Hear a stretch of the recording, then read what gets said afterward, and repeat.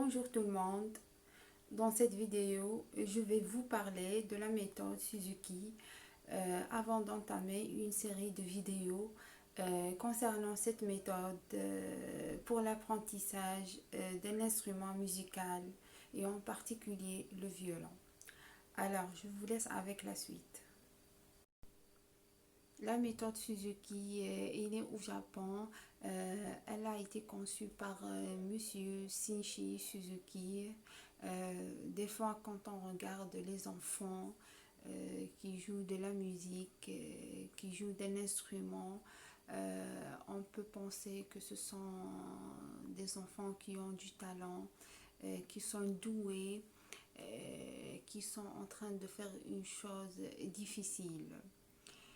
Et on peut penser que nos enfants à nous sont peut-être doués pour faire des choses un peu plus normales, comme avoir une prédisposition à un sport, pour un ordinateur, être très bien à l'école, mais des fois on a du mal à les voir dans un apprentissage musical, les voir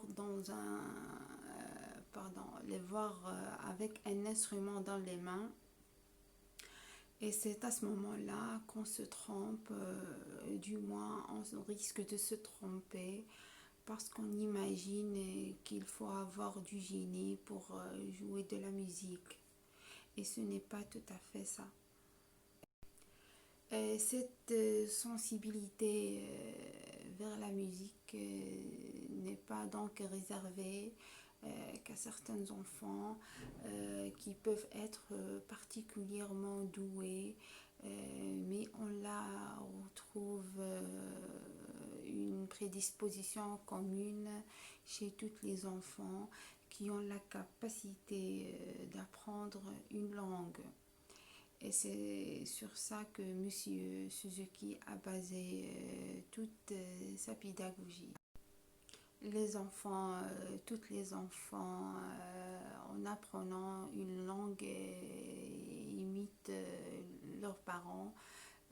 Dans les premières années, ils cumulent une quantité de vocabulaire, de mots incroyables. On est entre 2000 et 3000 mots. Et c'est sur l'imitation de ce qu'ils écoutent, de ce qu'ils entendent de leurs parents. C'est comme ça depuis des millions d'années. C'est comme ça pour tous les enfants de tous les pays, dans tout le monde. Et Suzuki s'est basé sur ça pour créer sa méthode. Donc, on se base sur l'imitation. On utilise les mêmes mécanismes cérébraux pour apprendre une langue. Ça, on le transpose à la musique et à l'apprentissage d'un instrument musical. Cette pédagogie engage directement le parent dans l'apprentissage de la musique. On a ce qu'on appelle un triangle éducatif entre le professeur, le parent et l'enfant.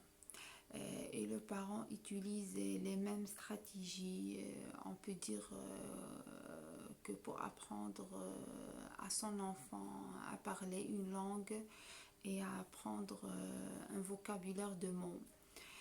Par rapport à d'autres activités où le parent a un rôle accompagnateur dans la méthode Suzuki, dans cette pédagogie, le parent a un rôle actif, il est vraiment engagé dans l'apprentissage et il aide son enfant avec beaucoup de jeux et en apprenant lui-même pendant les leçons, pendant les cours.